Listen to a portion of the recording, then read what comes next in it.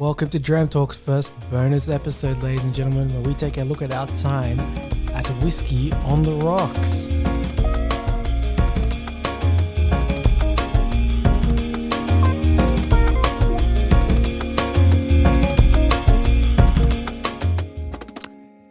Good afternoon, evening, whatever time it is you're listening to our pod. So we're in 2021 now. However, end of last year, there was an event here in Sydney called Whiskey on the Rocks. So this took place in the Rocks, which for any of our international listeners who don't know, it's like a suburb in Sydney. So it's located like at the base of the Harbour Bridge, kind of around Circular Quay. So there's a lot of like food, bars, as well as some markets that take place there throughout the week and on the weekends. So it's a really popular place for tourists, for people who live here to just go out, enjoy the city, get good views of the Harbour Bridge and the Opera House. And it's a perfect place for events to be held. One of those events was a whiskey event, Whiskey on the Rocks. We were very intrigued by that. However, like due to like scheduling conflicts with both of us, we didn't end up going together. So I went with a mate and took the recorder with me and recorded some of our experiences there.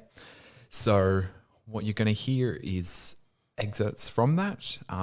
Do apologize for some of the audio quality. There was wind and music that we had to battle against. We can't control the wind, ladies and gentlemen. We can't control the elements. We're not there yet. We'll get there soon. Yeah. You wait. Just you wait.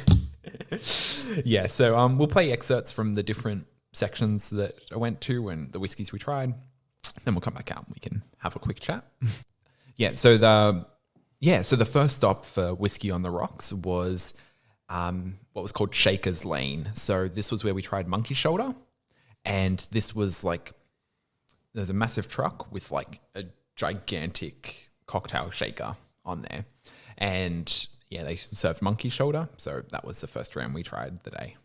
All right, so segment number one. Okay, we're here at Whiskey on the Rocks in Sydney. I'm with my friend Phil, not Brad, because he called me Daryl in a previous episode, so I have removed him from the podcast. Hello. Hi. I have not recovered. This is Phil. So, Whiskey on the Rocks. We've got 4 different venues to visit and taste a couple of drinks at each of them. We're at what is called Shaker's Lane now, trying some Monkey Shoulder. So we've got it neat here. Probably one of the first times I've had Monkey Shoulder. Yes, Same for Phil. same. Smells nice on the nose. Very like sweet. It's like honey. Super smooth on the palate. Like it's very cool. Goes down easy. Very smooth. But I want to say like it falls a little flat when it comes to complexity. It doesn't have too much that carries on. Like it's finished. It leaves really fast. Yeah, I'm a complete noob, so I'm just like... Full just like, yes, I agree. Yes, indubitably. Yes, mahogany. Melancholy. Fatherhood. Betrayal. There's really, like, I'm pretty sure Monkey Shoulder's like 40%, 43. You can almost tell. Like, it's very low alcohol percentage. Doesn't carry any kind of ethanol burn. Very smooth, very rounded. Very smooth. Okay, I don't know how much like the surrounding sounds are gonna be impacting the podcast here. It's also 37 degrees and very windy.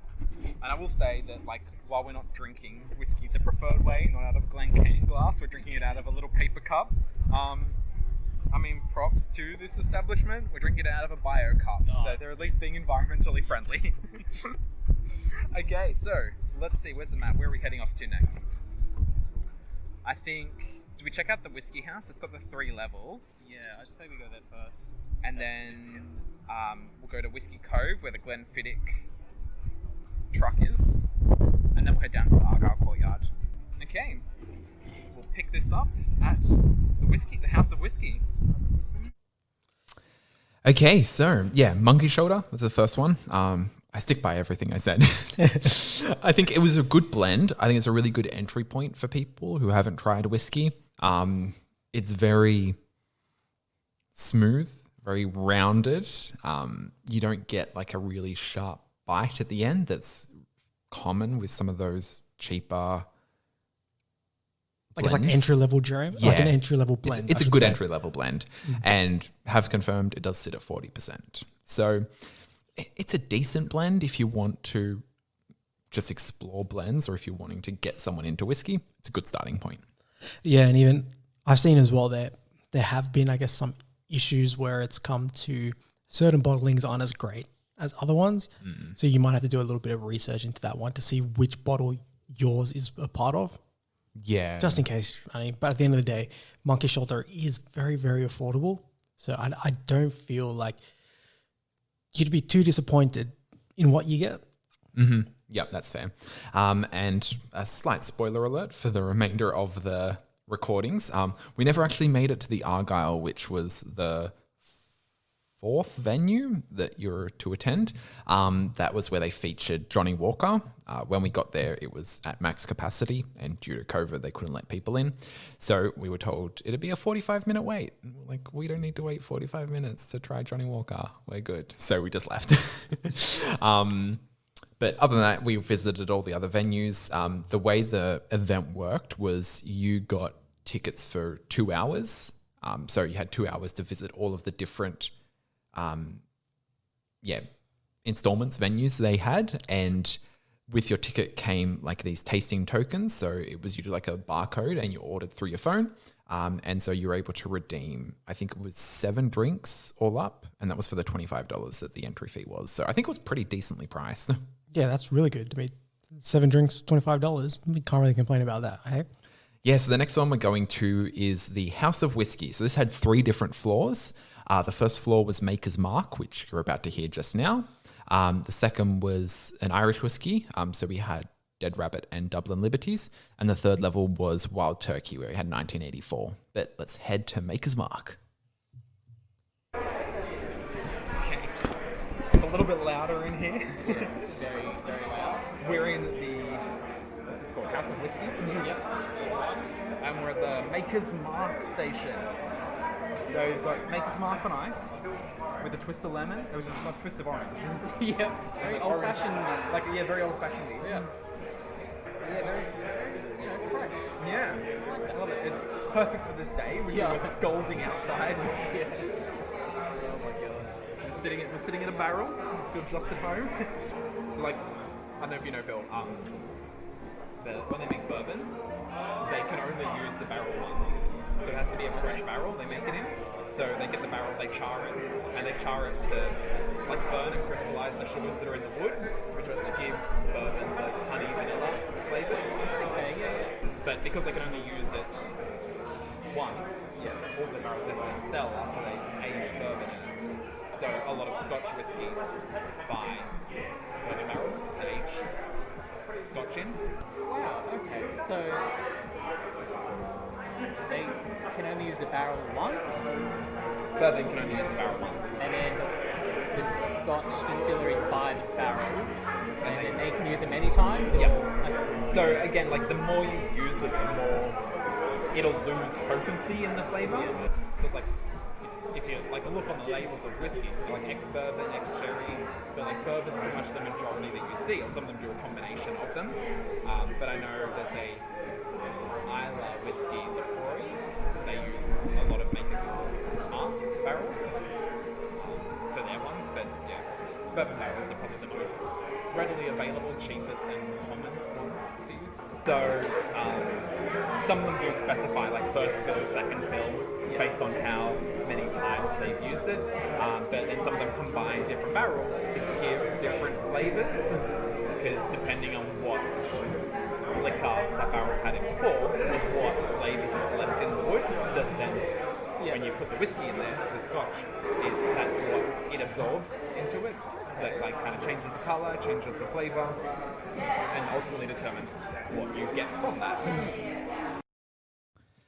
Yeah, so at the Maker's Mark level, we got served an old-fashioned, so Maker's Mark with bitters and sugar syrup with the twist of orange peel in it. So yeah, didn't get too much of an opportunity to explore Maker's Mark as it stands on its own, straight. So it was just a really nice, refreshing change of pace, because I think it was 36, 38 degrees that day, and it was boiling hot outside when we were trying Monkey Shoulder. So it was really good to come inside and just have a cool, refreshing drink. But just reaffirmed my love of old fashions as well. Yeah, old fashions, so good, They so are. good. You just can't go wrong with it, honestly. Yeah, and my friend Phil, he enjoys whiskey. Occasionally tasted some mooches off my stash, and we've gone out to different like bars and stuff to try some whiskeys. But he's somewhat new to it, or at least hasn't like delved in. He's more just happy to go along with the journey. So throughout a lot of it, I was like guiding the tasting because I was obviously recording it for a podcast. I needed content worthy for the podcast. So it was, just giving a little bit of context, a little bit of information, and I guess what to experience going into the different drams. And I think at the next one, which was the Dead Rabbit and Dublin Liberties, the Irish whiskies, they gave you like a description of what to expect from that. So it's a lot of tasting notes, which I think really helped going in. So we'll go on to the next section and you'll hear us give a rundown as to what we tasted and as we tried each of them. Okay, so we're at the second floor of the House of Whiskey, and we are having Dead Rabbit. Trying some Dead Rabbit. The room is surrounded by fake dead rabbits hanging from the ceiling. They're really going all out for their namesake. Yeah. So we've got two different whiskies with us here. We've got Phil's trying the Dead Rabbit, Yep. which is Aged for 5 years in bourbon casks and then finished in a small virgin oak cask made especially for the Dead Rabbit Irish whiskey. Until Daryl, God damn it, Daryl. the master distiller is satisfied it has reached perfection. So it says, think honey, thick, rich, liquid gold. It's a good start. Inhale slowly. First, bourbon comes out swinging, followed by vanilla. All sweetness and light.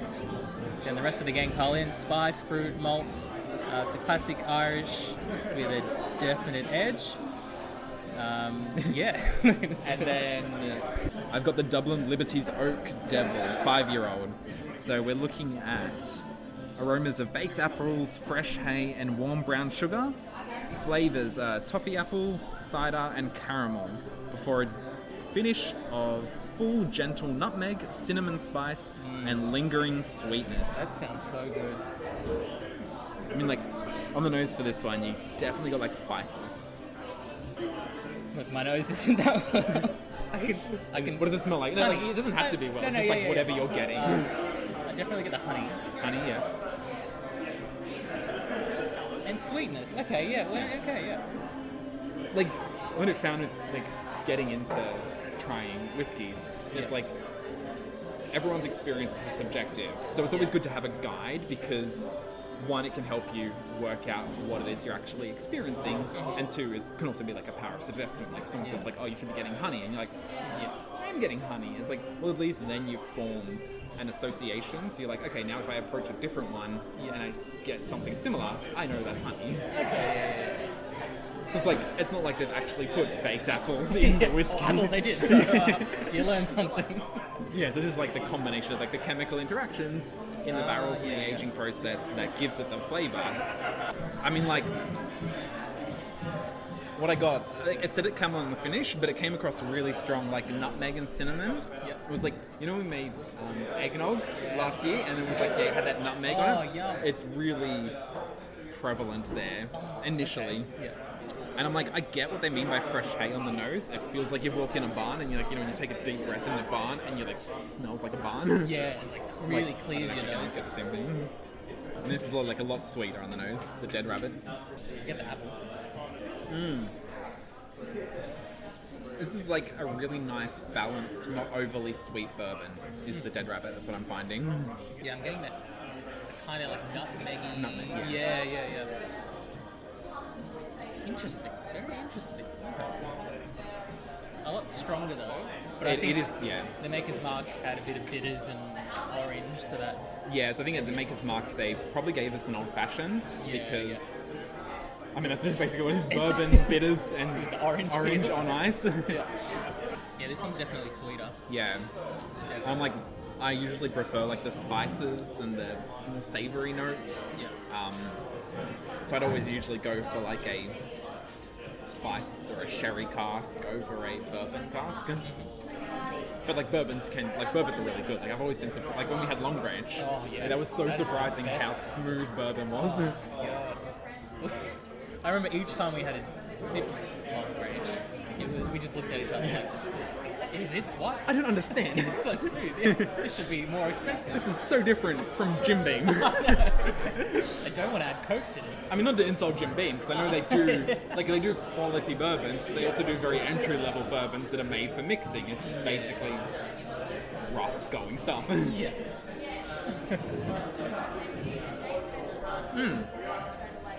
I really enjoy that Dublin Liberties. Dublin Liberties. I'll say it one day. Yeah, so I guess what tried to come across there is I enjoyed the Dublin Liberties, the Oak Devil, a little bit more because I think it had a little bit more of the woody, oaky characteristics coming across, whereas a Dead Rabbit was very bourbon-esque, so it was that honey and vanilla sweetness. So it was a comparison between a really sweet whiskey and a really like oaky spiced whiskey. And I think like the Dublin Liberties was also contributed because it's a blend between single malt and grain whiskey. I think the grain whiskies brought a lot of the spiciness to it. But that was just what we found when we tried those two. Yeah, and I think what we're finding as well is, especially when you go to like an event or even if you're just hosting a whiskey tasting or you're going somewhere, having someone that has some prior whiskey knowledge is hugely beneficial. Because I find that even if you're like a really new to whiskey, you could make that same mistake. Like as Phil had mentioned before, like how he thought that those elements that you pick up on the nose and the palate were actually present in the making of whiskey. So like baked apples, they just dropped a couple of baked apples in the barrel. Yeah, no. Whereas that's actually not at all part of that process. And really those notes and things that you're picking up are just all due to reference points that you have in your mind and what the spirit is actually drawing from your actual, I guess, memories and recollection of certain things. Yeah, and that gives me like a lot of appreciation for the like master blenders at the different distilleries, like the way they choose the combination of the casks that they age the whiskey in, as well as how long they're aged in each casks to create particular kinds of flavors and combinations that just are what we experience when we buy a bottle. And it's so easy just to buy a bottle and drink and be like, oh yeah, I get this, without actually like paying attention or at least considering the making process that goes in. So hats off to master distillers at the different distilleries that are producing such fine liquids. But yeah, so the next recording is from the last level of the House of Whiskey. This was the Wild Turkey. So we had the Master's Keep 1894. Now we had a brand ambassador who he works for a company and they represent Wild Turkey as well. So he came up to the table, gave us a rundown of the history of 1894, as well as like what you're going to be expecting. So you'll hear him come in at the start, giving a brief rundown, and then Phil and I will talk about our tasting of it. Here. We're ready, we're recording, we're having fun? We're recording. Yeah. All good. Awesome. Hi friends, my name's Tristram, I work for Campari and Wild Turkey. We got alcohol today, yay. So what we've got is the Wild Turkey Master's Keep 1894, 2018 release for Australia only, of where there was 5,000 bottles in its entirety. The last bit that we've got, I've pulled out for here, because why the hell not? Let's have some fun and drink some really expensive bourbon. Well, not really expensive, but just really good. So 8 to 13 year Kentucky straight bourbon whiskey, all sourced from one warehouse called Warehouse A, that was erected in 1894, hence where we get the name. All of our operations and warehouses are located in Lawrenceburg, Kentucky. It's where we've been making whiskey in that county since the 1860s. 1891 is when we moved it up the cliff into the town of Lawrenceburg. But across that 8 to 13 years, again, it's American white oak barrels, it's bourbon, you can't use them more than once. Lots of vanilla and caramel coming through. And you're getting a lot of spice there from our rye content. We always use a high rye in all of our bourbons that we produce out of the same mash bill. But you're also pulling like a good amount of floral, fruity notes over that aging. And as well, it's bottled at 90 proof or 45% ABV, so very delicious. Very wonderful as well, guys. So please enjoy. All right, thank you. Thank you. That was great. So like sweet vanilla. Yeah. and it's like you can like smell that it's a higher alcohol. Yeah. And as you mentioned, yeah, there is a spiciness to it. You feel it smells very full. Like, I don't know how to explain. Yeah, very like, full. Yeah. Yeah. I'm like, if you had this in a proper glass, I imagine you could see like really thick legs. Very dark. Wow. Like, that's good. I guess the florally, Yeah. really very smooth. Very smooth. Compared to the dead rabbit, I know it's. Yeah, very smooth, very easy to drink. Very, like light, yeah. Yeah. Yeah. It's great. It's great. Yeah, I know. It's once again bourbon is surprising me. Yeah, I know. Like with the dead rabbit, it really like it kind of like cleared my nose a lot. Yeah. Yeah. This is like a very smooth.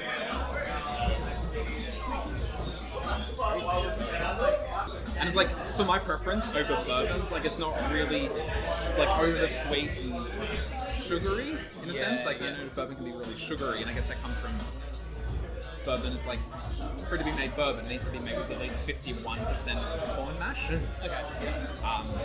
And so like a lot of the corn sugars can make it really sweet.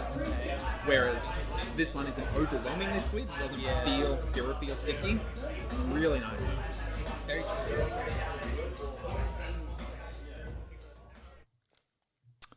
Okay, and for anyone who was paying attention to our socials, especially Instagram, when we're posting stories while I was doing the Whiskey Loot Advent calendar, you may have noticed that I think it was day 22, the Whiskey Loot had the Master's Keep 1894. So I had the opportunity to revisit this one outside of an event where I could pour it in a Glencairn glass, take time to like smell and appreciate it. So I had a couple of notes on that. I've also brought some for Brad to try as well.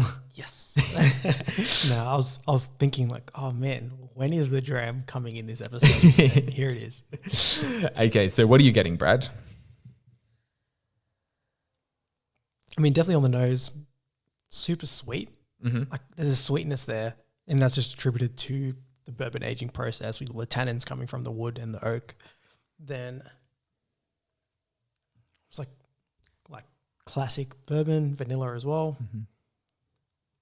But at the same time, there's a spiciness there, and that will be coming from the oak wood as well. Yeah, as well as the rye content. So Yeah. as we've mentioned in our bourbon episode, and as I mentioned earlier, the mash they used to make it up has to contain at least 51% corn, and then they can combine it with barley, rye, or any other grains. And so I think they use a higher amount of rye in this one, which comes across in that really like spicy note. And I think, as we have mentioned, rye is something we're really keen to get into. And every time I experience a whiskey that's either a rye whiskey or has a higher rye content, just very intrigued by it because it creates a really nice spice that balances out the sweetness you usually find in bourbons.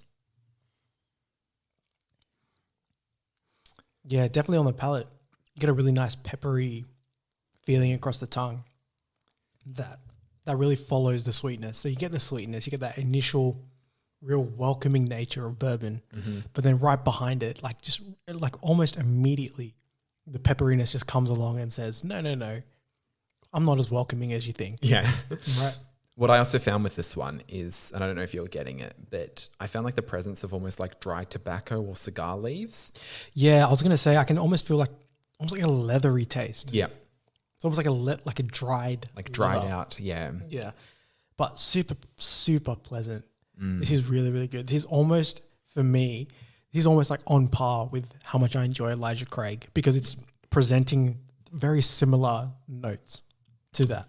Yeah. It's a absolutely spectacular whiskey. And for anyone who is wondering, because I know he did mention in there that it is quite expensive, it's a little bit tricky to get at the moment, but what I'm seeing is it's, in Australia at least, it's priced at around $220. So not a very cheap or entry point if you're looking at getting into bourbon, but it's spectacular.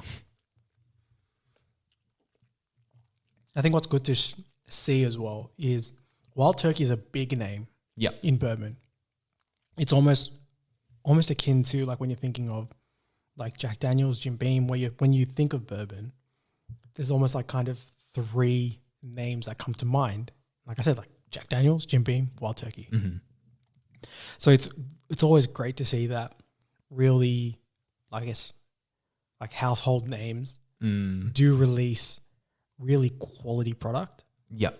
as well at very different price points as well. So you've got entry level stuff, then you've got drinks that just above that, like sitting in that $100 price range where you're looking that you wanted to actually delve into the world of whiskey a bit more, so you're willing to spend that kind of money. Yeah. And then beyond that, they have, I guess, like the $200 price bracket where you're fully invested into the world of whiskey and you're really willing to go out and spend money on something special. And this is something special. Yeah, it definitely is. And now I'll give you time to think about it if you want to give it. But I've got my Dram in words that I wrote for this one when I tried it. So I'll let you consider your ones. But I said, I'm in the American Midwest. I'm in like the country. I'm standing on the porch of my ranch, looking out over the fields. The smell of like baking apple pie wafts out from the kitchen. And there's also like a lingering scent of burnt wood from a fire somewhere, maybe in the distance, maybe just like a couple of days old, but it's just still there and it just lingers. And so, yeah, that's my Dram in words. For me, I'm going to say this Dram almost drew like a real reminiscent feeling for me, where it was almost like when I was a child, like that first time I tried vanilla Coke. Okay, yep. And like when I was a kid, I really, really liked vanilla Coke. So it's like that first feeling of trying it and thinking, man, this is really, really good. And this is so much better than normal Coke. And to me, this is almost that. This is so much better than just an average bourbon. Yeah. This is just that next level. This is that next thing. And A little bit more expensive than a vanilla Coke, though. oh, but yeah. just a tad. Just a more tad. Just a tad more expensive than a vanilla Coke. But for me, this is almost bringing that feeling, that real, almost like I've just tried something new for the first time. And discovering like how something you like can step it up a level. Yeah. Yeah, that's what this is almost to me. It's like something I know I like, and then I never knew that it could go to that next level. Yeah. And then just discovering that. That's cool. Okay, now the last section we went to, now this recording is going to be a little bit longer than the previous ones. It's going to combine the two different things we got to try out at Whiskey Cove. So they had Fevertree, which for anyone who doesn't know, they specialize in like mixes for drinks. So most common one is like tonic water, but they also offer like ginger beer, ginger ale. And so what we tried was this guy came around. Now we're sitting, like, to set the scenario, we're sitting like basically on the harbour at the base of the harbour bridge. So you've got this great view of the harbour bridge. You've got like live music playing. You can see the opera house as well. There's like this massive green bus that was featuring Glenfiddich. And this guy came around with this like massive like rattan suitcase thing on wheels. And he brought it over and opened it up and then gave us like a tasting sample of Fevertree's different expressions of ginger beer. And then we ordered our Glenfiddich. So that arrived. I had the Glenfiddich Fire and Cane, which I was super keen to try, the peated expression from Glenfiddich. And Phil ordered the Glenfiddich 15. So we'll get into that now. Okay, so we're at the Whiskey Cove with Glenfiddich and Fevertree. So it's two different stalls here. Yes, beautiful view of the Harbour Bridge too, and the Opera House. Absolutely amazing. Well, I ordered the Glenfiddich Fire and Cane, their peated whiskey, and Phil got the Glenfiddich 15. Yes.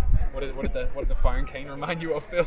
I don't know. I was gonna put this on the podcast.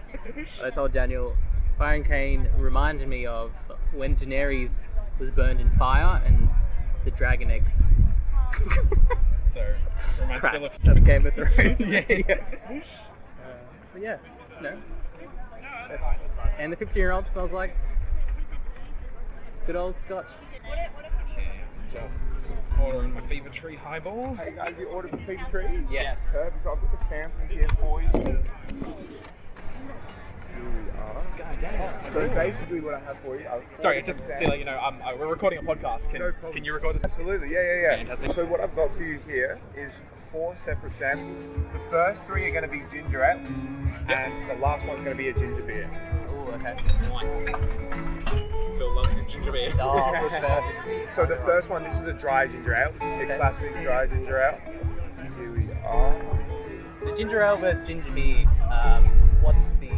What's the difference? Yeah. So with ginger ale, it's just made with the carbonated oils, whereas the ginger beer, it's made with the oils as well as the root. So basically what happens there is the root really brings out that gingery flavour and packs a bit of a punch. There's a little bit of an aftertaste with it as well. This one will be a lot more refreshing and it's a lot easier to drink. Lighter, for sure.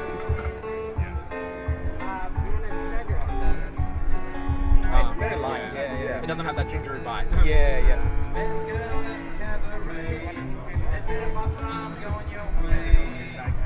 Right, yeah. So our second one here, this is a spiced orange ginger ale. So this one, it's got a nice fruity blend in it. You can really get a nice tinge and subtle tinge of the orange. So I'll give you guys a try of this. It's been our most popular one with all the people I've sampled with.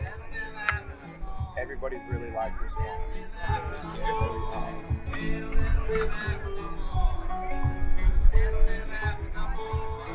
Oh yeah, it's a bit subtle, but it's Yeah. And you can see all the notes on the wheel just there. So these are all the ones we're trying just now. So we've just had that one. The first one we had was that dry ginger ale there. Yeah. Yeah, kind of like the fruit comes in before the gingery bite. Yeah.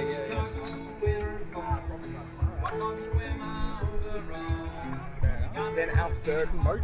smoky. Yeah, I just read that and I was like, smoky ginger ale. yeah. So yeah, this is a smoky ginger ale. It's got like a smoky barbecue type flavour to it. It's got a nice aroma as well if you give it a smell. So where does it get the smoke from? It's applewood, so it's like filtrated smoke from this applewood tree, and yeah, it's really lovely. It's almost like barbecue sauce in a way. Oh wow. Yeah, you can. Yeah, wow. Yeah. That's It's interesting. like barbecue. It's like Yeah. it's like barbecue Yeah. sauce. Feels like I just tasted barbecue. Yeah. Like, It's barbecue in a drink. Yeah. Wow, that is so interesting. It's really different, yeah. And I guess you'd recognise Fevertree mostly from tonic waters and things like that. So they're trying to branch out here and go into ginger ales, ginger beers, where you can mix them with whiskies and stuff like that. Yeah, So like this would go really well with like an Irish whiskey because of that smokiness to it. Yeah. Yeah, true. Yeah. Now, our last but not least, this is a ginger beer, and as I explained before, this has got that root in it, the root in the oil, whereas the ales have just the oil. And so that really packs that punch, that gingery punch to it. So it'll be a little bit stronger than the other ones. Yeah. And yeah, it's got that nice aftertaste.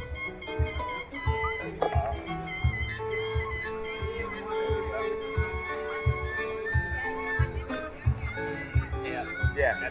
Oh yeah, it's very young. Yeah. You got the ginger kick. So yeah, you got that kick, yeah.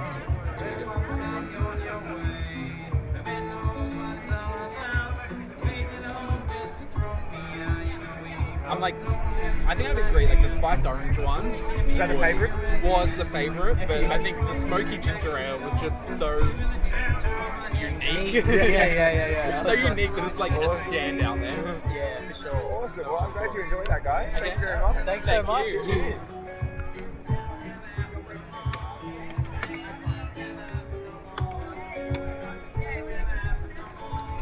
Yeah, definitely the ginger beer and the ginger ale. Yeah. For anyone wondering, yeah, ginger beer and ginger ale are very different. Yeah. Like ginger beer, if you've had ginger beer, you'd know it's got like that really gingery, spicy bite at the back of your throat. Yeah. Ginger ale didn't have that, so you had the flavour without that spicy bite. Yeah. Ginger ale kind of just tastes like it's like a fake ginger ale, like a cordial type thing, whereas ginger beer tastes like you've shoved ginger. It's like mashing ginger Yeah. into the... Yeah.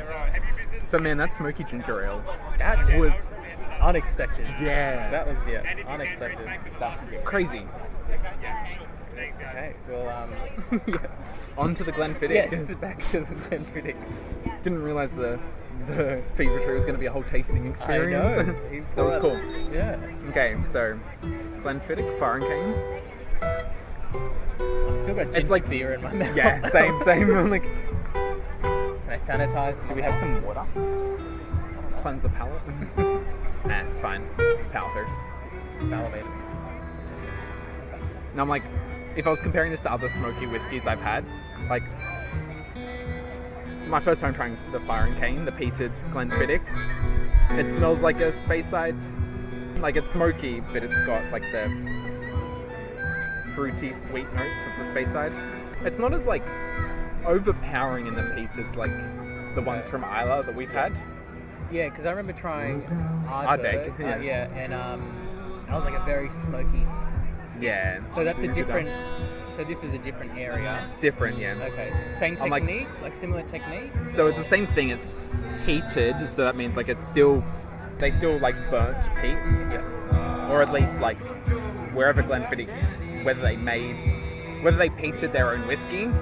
So like we've covered it in like another podcast episode, Okay. but it's like they basically peat like the decomposed vegetable matter in the ground. So they dig that up, they light it, and they use the heat and the smoke from the peat both to speed up the drying process of the barley, as well as the barley like soaks in the smoke.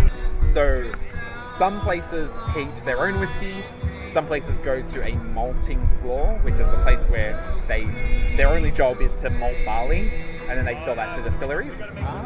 So they could have got a certain amount of peated barley from this place and then combined it, like say 10% peated barley with 90% of their normal grain, so they can like control the level of peat. So this isn't super high. Same time, I'm still getting like a burn from the ginger in my throat, so it's kind of working with the smoke, the peat. So I'm like not sure how much of it is actually smoky and how much of it is smoke combined with the burn from the ginger. I just feel warm smelling it. Yeah. It's like you're near a You're sitting by a campfire. Yeah.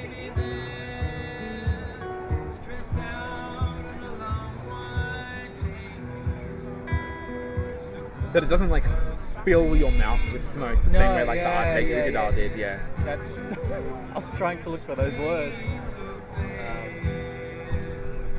It's like you got like it a feels really bit subtle. Yeah, you got like a sweet flavour to it, and then the smoke kind of comes in the back and sides. Yeah.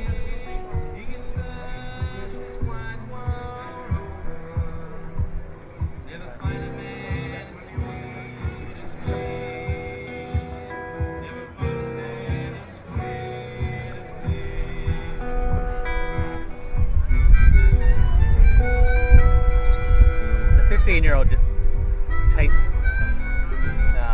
pretty lackluster next to the smoky. Really? You know? Yeah. I guess just the contrast in flavors. Yeah, I mean like that's when we try whiskies, we usually say like, I think like when we did it, when I had you over and we tried a bunch of different whiskies, you usually leave like the peated smoky ones to the very end. Yeah. Because you either get that flavour through every other one you taste, or every one you taste feels like it's missing something. Yeah, that's exactly it. It's like, Like that's what I get. Like I really stuck into like the peated whiskies because I'm like, I just wanted that smoke, and when I tried ones that didn't have it, I'm like, it's missing that. It needs that now. it's not the same. Yeah.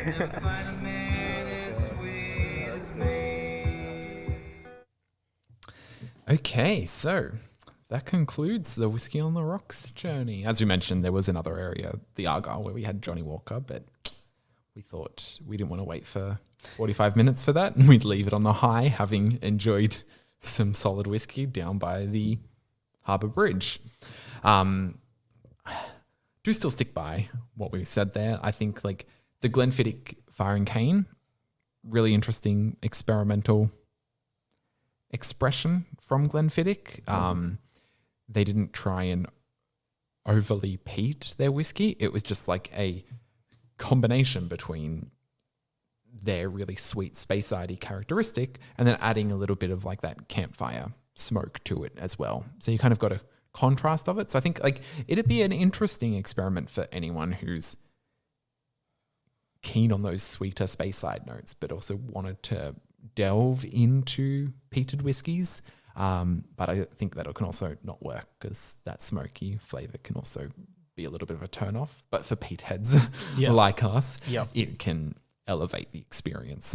Yeah, and for those of you that don't know, the Fire and Cane was part of Glenfiddich's experimental series, and it's number 4 in that series. So their first bottling in that was an IPA experiment where they aged spirit in an IPA barrel.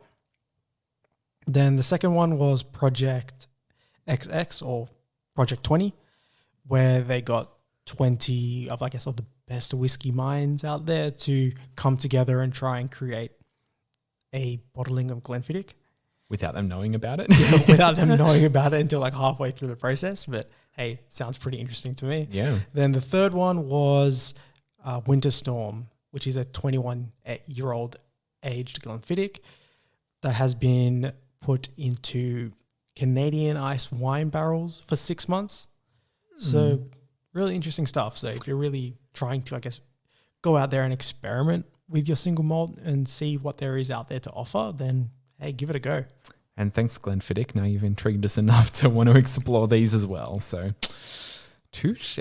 Yep, touche. I think Fire and Cane might be creeping up into an episode. You never know. Yeah, we'll see. 2021 can bring anything. But I think that about wraps it up for today. Thanks for listening. If anyone else was Sydney bound and went to Whiskey on the Rocks, love to know of your experience. As usual, you can contact us through our link tree. It's got our email as well as our socials, so you can